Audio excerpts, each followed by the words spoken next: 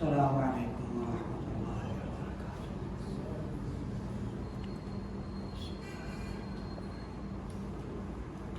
نحمده ونصلي ونسلم على رسوله الكريم، أما بعد، قال الله تبارك وتعالى: أعوذ بالله من الشيطان الرجيم، بسم الله الرحمن الرحيم،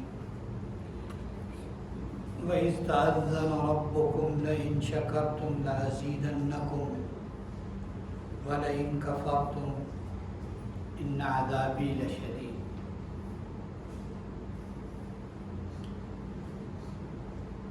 وقال رسول الله صلى الله تعالى عليه وسلم: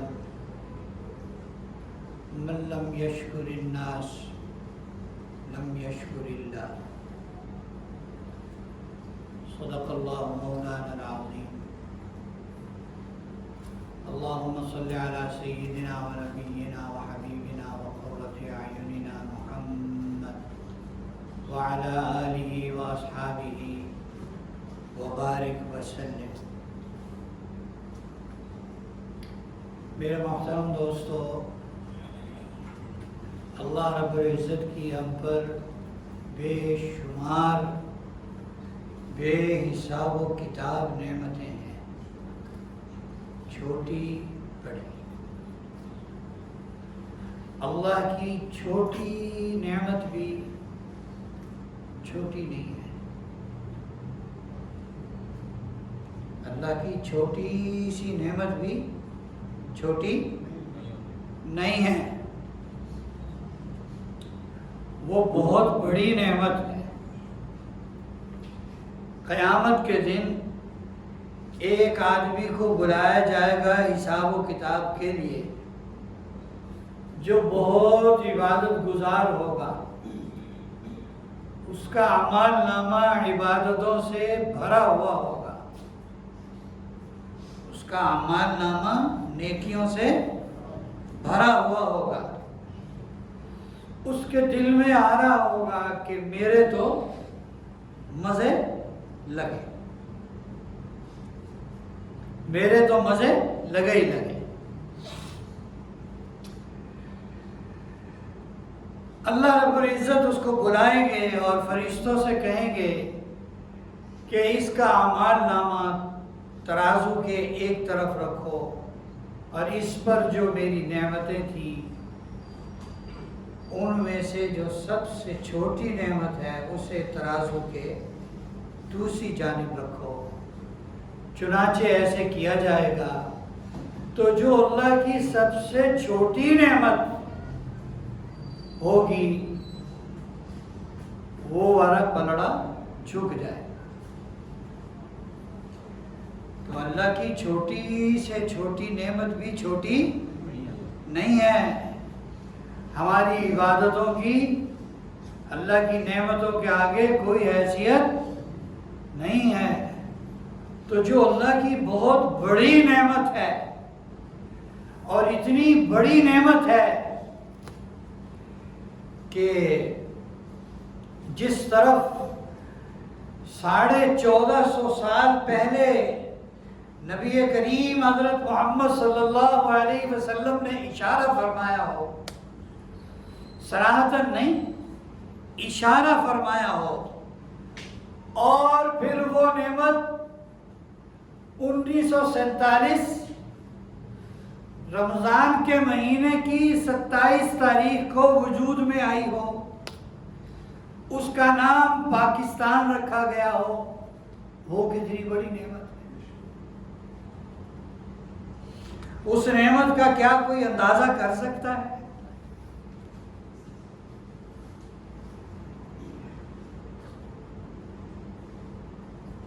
جتنی بڑی نعمت اتنا اس کا شکرانہ۔ تو میں نے پہلے عرض کیا کہ اللہ کی چھوٹی سی نعمت بھی چھوٹی نہیں ہے، وہ بڑی نعمت ہے، لہذا اس نعمت پر شکر کون سا ہوگا؟ بڑا سا۔ اور یہ نعمت جس کا میں نے ذکر کیا، اسے تو شاید ہم نعمت سمجھتے ہی نہیں ہیں۔ ہمیں ہمارا ملک ملا جس میں ہمیں ہر طور پر ایمانیات دینیات پر عمل کرنے کی کیا ہے؟ کھلی چھوٹ ہے. کھلی کیا ہے؟ چھوٹ ہے. ایمانداری سے بتائیں کوئی روک ٹوک ہے؟ ہم اگر سچ بولنا چاہیں روک ٹوک ہے؟ ہم امانت داری سے کام کرنا چاہیں کوئی روک ٹوک ہے؟ اگر ہم سودی کاروبار نہ کرنا چاہیں کوئی روک ٹوک ہے؟ اگر ہم ملاوٹ نہ کرنا چاہیں تو کوئی روک ٹوک ہے؟ اگر ہم مسجد میں آنا چاہیں کوئی روک ٹوک ہے؟ اذانیں ہو رہی ہیں، مدرسے ہیں، مساجد ہیں، تعلیمی مراکز ہیں، دینی مراکز ہیں، دینی محنتیں ہیں، ہر قسم کے لوگ ہیں، ہر مسلک کے لوگ ہیں، آزاد ہیں اور بھرپور طریقے سے کام کر رہے ہیں، بھرپور طریقے سے کام کر رہے ہیں. پھر یہ کہنا کہ جناب یہ ملک اسلامی نہیں ہے، یہ ملک، بھائی صاحب ایک بات پہلے وضاحت کر دو، جو بات تھوڑی ہو نا بعض دفعہ اس کا شور اور تذکرہ زیادہ ہو جاتا ہے. سمجھے میری بات؟ میں آپ کو مثال سے بات سمجھاتا ہوں. حضور صلی اللہ علیہ وسلم نے ساری زندگی بیٹھ کے پیشاب فرمایا. کیوں جی؟ میں نے کیا عرض کیا؟ حضور صلی اللہ علیہ وسلم نے ساری زندگی بیٹھ کے پیشاب فرمایا. ایک دفعہ غالباً، اللہ کا بھی بیشی معاف، کھڑے ہو کے پیشاب فرمایا ایک دفعہ. ساری زندگی بیٹھ کے پیشاب فرمایا تو کسی سے نقل نہیں ہے کہ بیٹھ کے پیشاب فرمایا. ایک دفعہ کھڑے ہو کر پیشاب فرمایا تو 20 صحابہ نے اسے نقل کیا، کھڑے ہو کر پیشاب کیا. میں یہ نہیں کہہ رہا کہ انہوں نے حضور کی کمی کو اچھالا، نہیں، انہوں نے حضور کا عمل امت تک پہنچایا کہ بحالت مجبوری، بحالت معذوری اگر کسی کو کہیں کھڑے ہو کر پیشاب کرنا پڑ جائے تو اس کی کیا ہے؟ اب بعض علماء کہتے ہیں کہ وہ بیٹھنے کی جگہ ایسی تھی کہ اگر وہاں بیٹھ کے پیشاب فرماتے تو چھینٹے پڑنے کا اندیشہ تھا، یا آپ کو کوئی تکلیف تھی جس کی وجہ سے آپ بیٹھ نہیں پا رہے تھے، یا کوئی اور مسئلہ تھا، کسی عذر کی بنا پر آپ نے کھڑے ہو کے پیشاب فرمایا. چونکہ آپ امت کے کیا ہیں؟ معلم ہیں، آپ امت کے استاد بھی ہیں، اس لیے آپ نے ہر بات سکھانی ہے. تو بعض دفعہ جو ہمارے ملک میں گڑبڑیں ہوتی ہیں نا، ان کا پروپیگنڈا زیادہ ہو جاتا ہے. فیصل آباد میں آج کل چوریاں زیادہ ہوئی یا جو نہیں ہوئی وہ زیادہ ہے؟ بتائیں کیوں جی؟ چوریاں بہت زیادہ ہوئی. یعنی جو لوگ چوریوں سے محفوظ ہیں، محفوظ رہے، وہ زیادہ ہیں، یا چوریوں کا شکار ہوئے وہ زیادہ ہیں؟ جو چوریوں سے محفوظ رہیں یقینی طور پر وہ زیادہ ہیں. ان کی خبر آئی؟ ان کی خبر آئی؟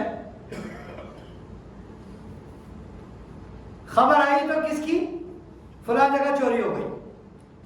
اس کا مطلب کیا ہے کہ پاکستان میں چوریاں اور چور زیادہ ہیں؟ ایسا نہیں ہے. اللہ رب العزت نے یہ نعمت ہمیں عطا فرمائی. پروپیگنڈا کرنے والے پروپیگنڈا کرتے ہیں اور وہ شور مچاتے ہیں، یہ ہو رہا ہے وہ. اور ایک اور بات سنیں، جب حق کی محنت زیادہ ہوتی ہے تو اس کے مقابلے میں باطل کی محنت بھی زیادہ ہو جاتی ہے۔ جب حق بڑھتا ہے تو اس کا مقابلہ کرنے کے لیے باطل بھی کیا ہوتا ہے؟ بڑھتا ہے۔ جب حق زور لگاتا ہے تو باطل بھی زور لگاتا ہے۔ ان دونوں کا زور، ان دونوں کی زور آزمائی اور ان دونوں کی کشمکش قیامت تک جاری رہے گی، قیامت تک جاری رہے گی۔ کبھی کوئی غالب آئے گا، کبھی کوئی غالب۔ اور ابھی جو وقت ہے، ابھی جو وقت ہے، وہ وقت یہ بتا رہا ہے کہ آنے والا وقت انشاءاللہ ثم انشاءاللہ حق کے غلبے کا ہے اور نیکی کے غلبے کا ہے۔ اور انشاءاللہ جس طرح ہم نے اپنی آنکھوں سے دیکھا کہ کفر متحد ہو کر مسلمانوں کو مار رہا ہے، انشاءاللہ اب مسلمان متحد ہوں گے، ایک ہوں گے اور کفر کے سامنے کھڑے ہوں گے انشاءاللہ۔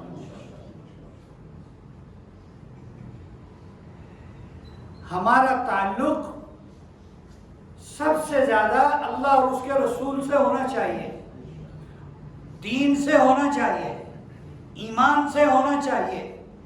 ہمارا تعلق اس کے بعد اپنے ملک سے ہونا چاہیے۔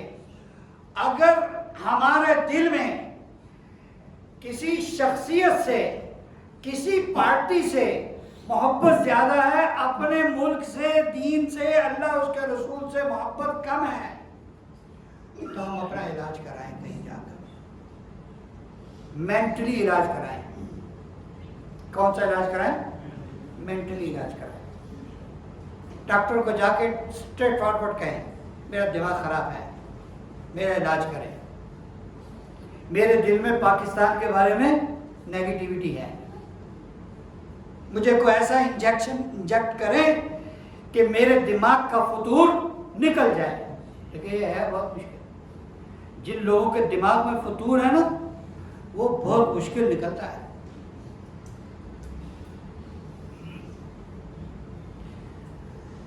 اللہ رب العزت نے اس ملک کو وجود بخشا اور بڑے مشکل حالات میں، پھر جب ہجرت ہوئی پھر کتنی مشکلات آئیں، پرانے جانتے ہیں، جنہوں نے تاریخ پڑھی وہ جانتے ہیں کتنی قربانیاں ہوئی، کتنے لاکھوں مرد، فرد، عورتیں، بچے، جوان، بوڑھے کتنے شہید ہوئے، پھر یہ ملک بنا۔ اور اس کے بعد پھر آج تک، آج سے مئی سے پہلے تک دنیا کے سامنے ہماری کیا تصویر تھی؟ پاکستان ایک کمزور ملک ہے، پاکستان ایک غیر مستحکم ملک ہے، یہ تو کسی کی چپیٹ بھی نہیں برداشت کر سکتا، اور برداشت کیا کرے گا، یہ کسی کو چپیٹ مارنے کے لیے ہاتھ نہیں اٹھا سکتا۔ لیکن اللہ نے اندرون خانہ زیر زمین ایک ایسا پاکستان بنایا ہوا تھا کہ جو اس وقت ابھر کر سامنے آ گیا پوری دنیا کے، کہ لو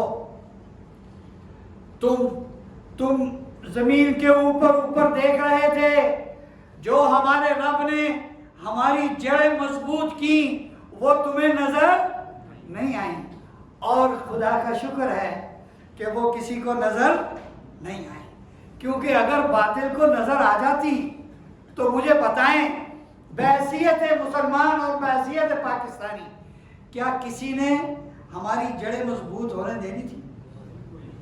کبھی بھی نہیں، کبھی بھی نہیں، ہماری ایسی کی تیسی پہلے دن پھیر دینی تھی۔ لیکن بڑی حکمت سے، بڑی مصلحت سے یہ ساری تیاری ہوتی گئی، چلتی گئی، اور اس کے بعد ایک نئی تصویر سامنے آئی، جبکہ پڑوسی ملک جس کے بارے میں پروپیگنڈا یہ تھا وہ جناب مسئلے میں بہت آگے ہے، اور پھر آئی ٹی کا کتنا شور تھا ان کا کہ آئی ٹی ایسے تھا جیسے پتہ نہیں وہ آئی ٹی کے خدا بن گئے ہیں، آئی ٹی کے بھگوان بن گئے ہیں۔ لیکن انہوں نے دیکھا کہ ان کی عسکری قوت بھی ساری زمین کے اندر دھنس گئی اور ان کی آئی ٹی بھی ساری ملیا بیٹ ہو گئی، سب کچھ ختم ہو گیا۔ پھر انہوں نے اپنی زبان سے اعتراف کیا کہ پاکستانی پاکستان میں بیٹھ کر ہماری تمام میٹنگز، جو فوجی اور عسکری میٹنگز ہیں، جو انتہائی سیکیور اور سیو ہوتی ہیں، ان کی تصویریں اور ان کی پوری ریکارڈنگ ان کے پاس موجود ہے۔ ان کو پتا ہوتا ہے ہم نے کل کو کیا کرنا ہے، جو پروگرام بنایا وہ تو ان کے پاس ہوتا ہے۔ لو تم اپنی آئی ٹی لے لو، جہاں دی جاتی ہے وہاں لے لو، یہ ہے پاکستان کی آئی ٹی۔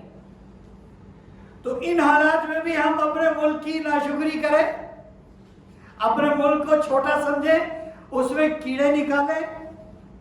اور اسی ہفتے جو ایک ہمیں ایسی سعادت نصیب ہوئی، حرمین شریفین کی حفاظت، حرمین شریفین کی بات آپ کیا سمجھتے ہیں؟ یہ کوئی پیسوں کا معاہدہ ہوا ہے؟ تو پنکتیاں کسنے والے، زبان جن کی لمبی ہے، بہت لمبی زبان ہے، منہ سے نکلتی ہے، لٹکتی ہے، زمین پر لگتی ہے، وہ کہہ رہے ہیں پیسے آئیں گے، یہ ہوگا، ریال آئیں گے، ڈالر آتے تھے پہلے، اب ریال آئیں گے، اب ڈین آئے گا، ہمارے اس سے تو کچھ نہیں آئے گا۔ آپ کا کیا خیال ہے کہ یہ جو حرم کی، حرمین کی پاسبانی ہے، یہ اوپر کی کنفرمیشن کے بغیر ہو گئی؟ کیوں جی؟ میری اصلاح کر دیں یار، اگر میں غلط ہوں میری اصلاح کر دیں۔ نور الدین زنگی رحمت اللہ علیہ کا زمانہ تھا، حضور اکرم صلی اللہ علیہ وسلم خواب میں آئے اور آ کر نور الدین زنگی کو فرمایا یہ دو آدمی ہیں، دو آدمی دکھائے، یہ دو آدمی ہیں، یہ مجھے تنگ کر رہے ہیں، یہ دو آدمی ہیں، یہ مجھے تنگ کر رہے ہیں، مجھے ان سے بچاؤ۔ اللہ کے نبی کس کو فرما رہے ہیں؟ نور الدین زنگی رحمت اللہ علیہ کو۔ اللہ کا نظام کہاں گیا؟ کیوں جی؟ اللہ کا نظام کہاں گیا؟ اللہ کی قدرت کہاں گئی؟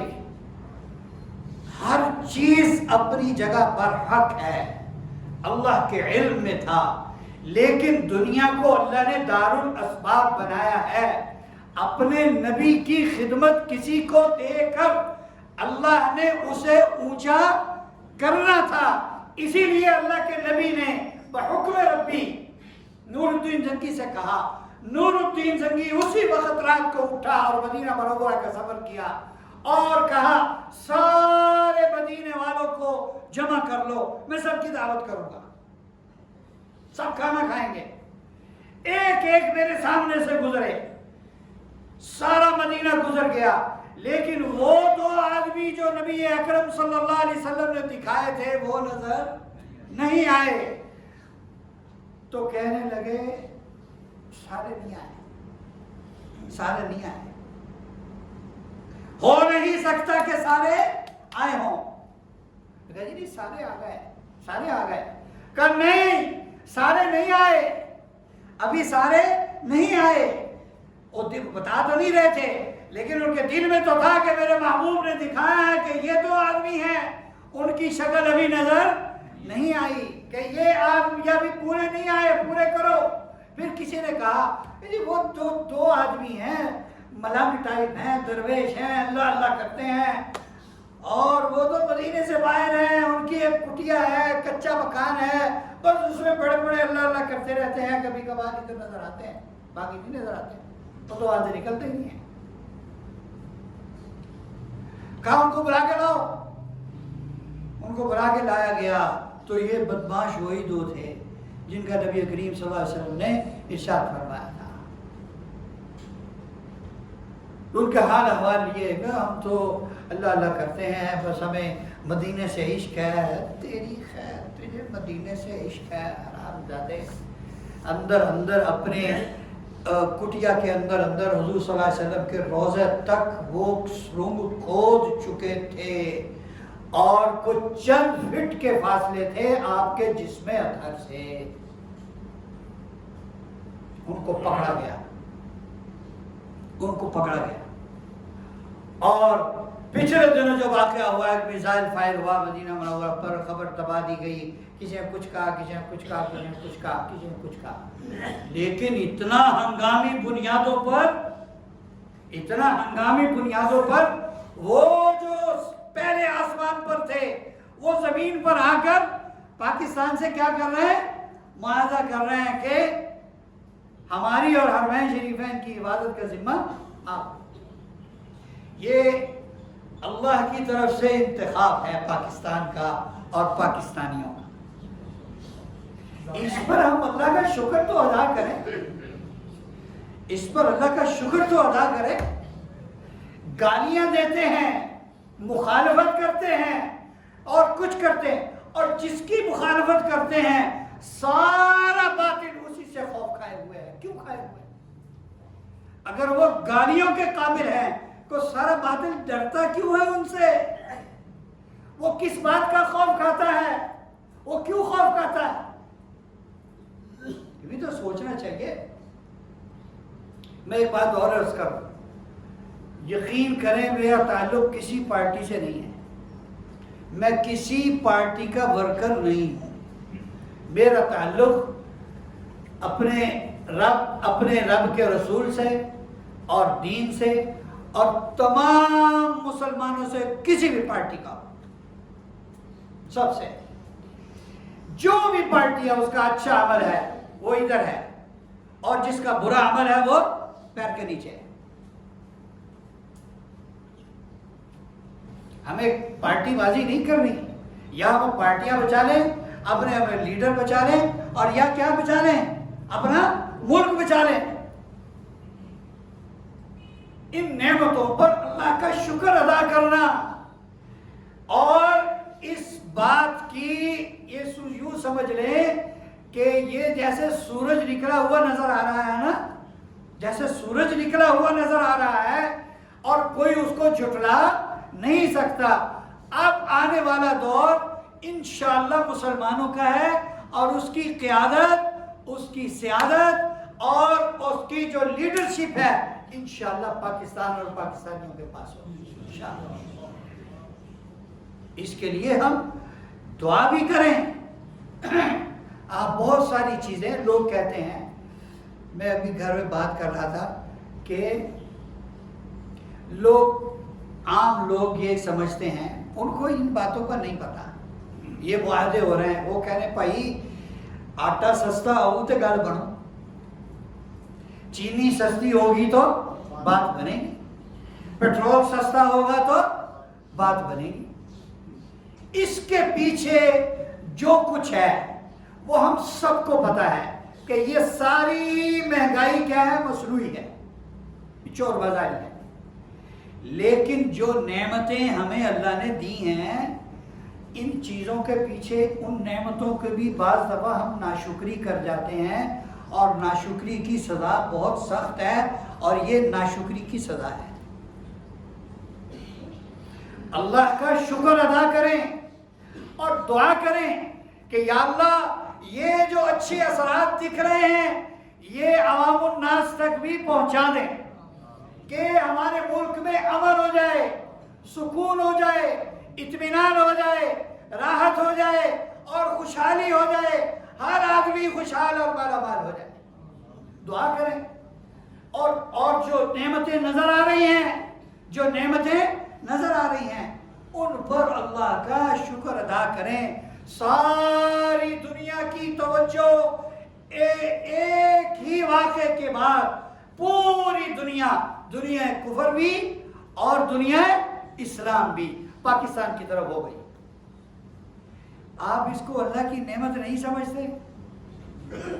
آپ اس کو اللہ کی نعمت نہیں سمجھتے؟ ایمانداری سے بتائیں، ایمانداری سے، ہم نے اپنی ذات سے نکل کر اپنے ملک کے لیے کتنے فیصد دعائیں کی، یا اللہ ہمارے ملک میں امن ہو جائے؟ میرا نہیں خیال کہ یہ 10% سے بھی زیادہ ہے، اس سے بھی شاید کم۔ ہر آدمی کو، مجھے اپنی فکر ہے یار مجھے صحت ہو جائے، یار مجھے یہ ہو جائے، یار مجھے یہ ہو جائے، یار مجھے فلاں ہو جائے، یار مجھے فلاں. ہر آدمی کو اپنی فکر لگی ہوئی ہے. اس کو اجتماعیت کی فکر ہی نہیں ہے، اس کو اپنے ملک کی فکر ہی نہیں ہے کہ یہ اللہ کی بیش بہا ہیرے سے بھی زیادہ قیمتی نعمت ہے. ہم اپنی ذات کے خول میں گم ہیں.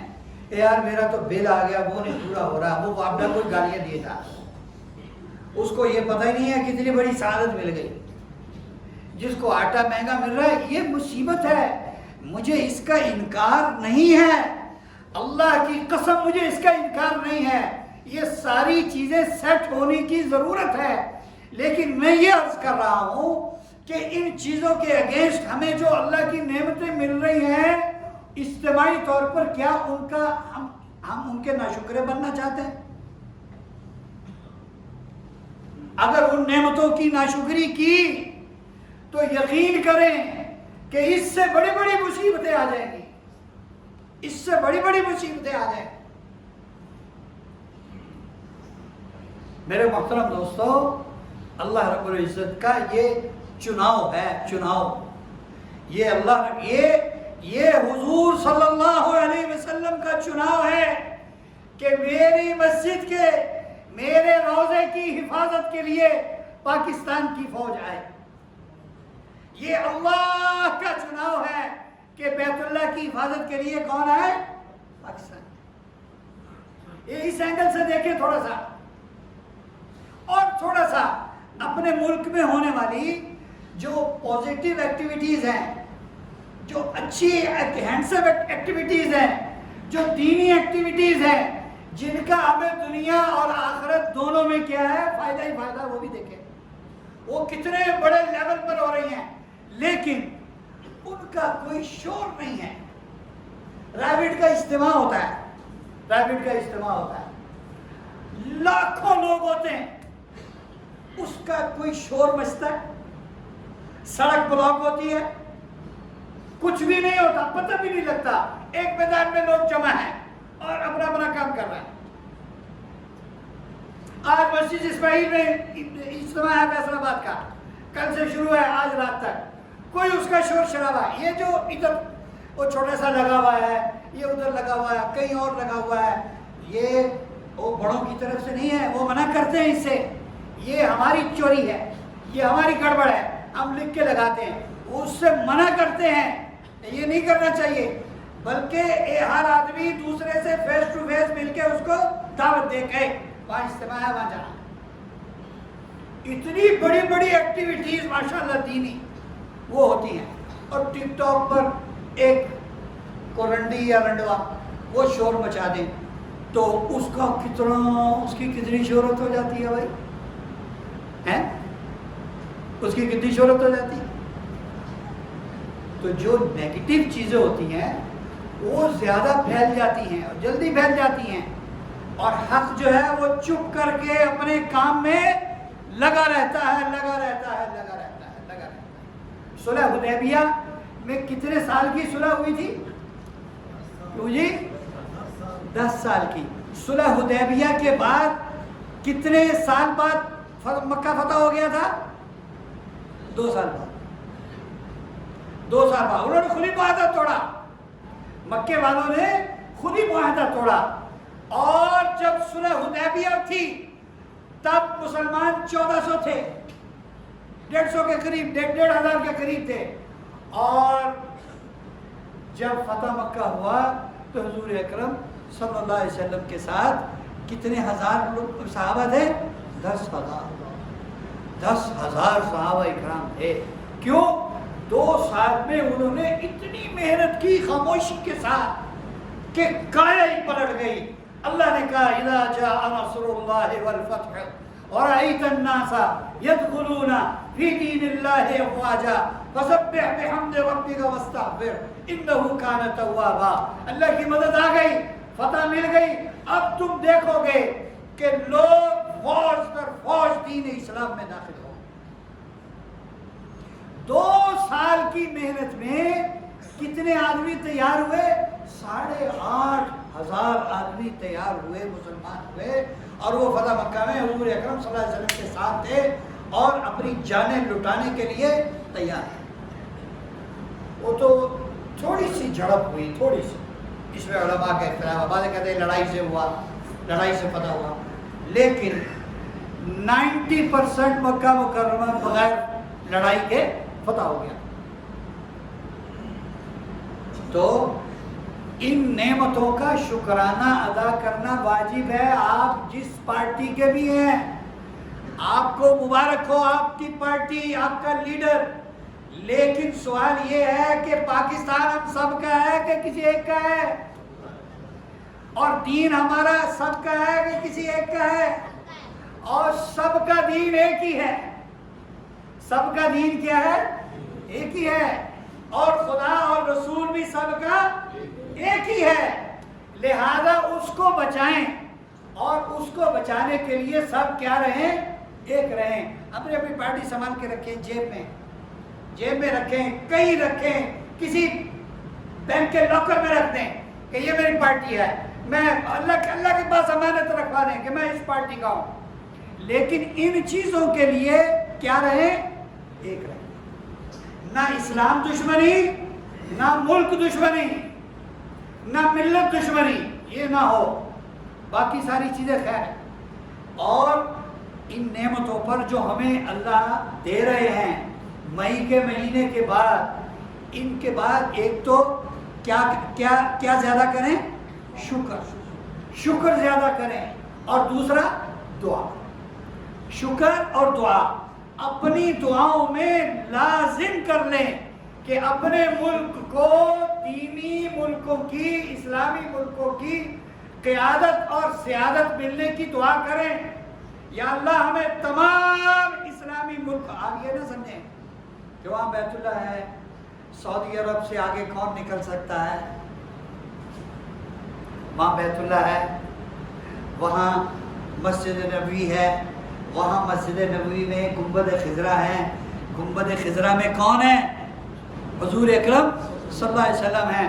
اور میں منبر پر بیٹھ کر کھلے عام کہتا ہوں، ہمارا عقیدہ ہے حضور اکرم صلی اللہ علیہ وسلم اپنی قبر مبارک میں اسی طرح زندہ و سلامت ہے جیسے میں اور آپ زندہ و سلامت ہیں۔ یہ ہمارا عقیدہ ہے۔ آپ کو ساری خبریں پہنچتی ہیں۔ آپ نے سائن کیے تو پاکستانی فوج کو حرمین کی پاسبانی ملی۔ آپ کے سائن سگنیچر کے بغیر یہ نہیں ہو سکتا۔ چاہے کوئی کہے اس کو فائدہ ہوا، اس نے فائدہ لے جانا، اس نے فائدہ لے جانا۔ جب ہم شکر کریں گے، جب ہم دعا کریں گے، انشاءاللہ اللہ ان کے منہ سے کھینچ کر ہمیں ہمارا فائدہ ہم تک پہنچا دے گا۔ ہم اپنے حصے کا کام کریں یار، ادھر بحث مباحثہ مت کریں، یہ ہو گیا، وہ ہو گیا، فلاں ہو گیا، اور نیگیٹو تبصرے کرنے اللہ کا واسطہ ہے چھوڑ دیں۔ گراؤنڈ ریالٹی سمجھیں، زمینی حقائق سمجھیں۔ اللہ اس کے رسول کا فیصلہ کچھ اور ہے، اور ہم اس کی مخالفت مول لے کر اپنے سر پر کفر لے رہے ہیں۔ بس اتنی بات عقل مند کے لیے اشارہ کافی ہے کہ اس کو معمولی نہ سمجھیں، اس کو معمولی نہ سمجھیں۔ ای سعادت بزور بازو نیس تانا بخشت خدا بخشندہ، یہ سعادت کسی کو اپنے بازوؤں کے زور سے حاصل نہیں ہوتی جب تک کہ بخشنے والا اللہ نہ بخش دے۔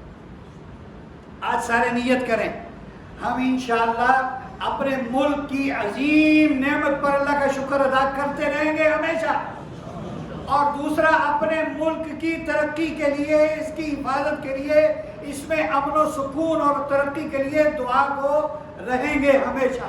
اور جتنا کچھ ہمیں نعمتیں مل رہی ہیں، ملیں گی، ان سب کے اثرات ایک عام آدمی تک بھی اللہ تعالیٰ پہنچا دے، اس کے لیے ہم دعا گو رہیں گے۔ اللہ ہمیں عمل کی توفیق عطا فرمائے۔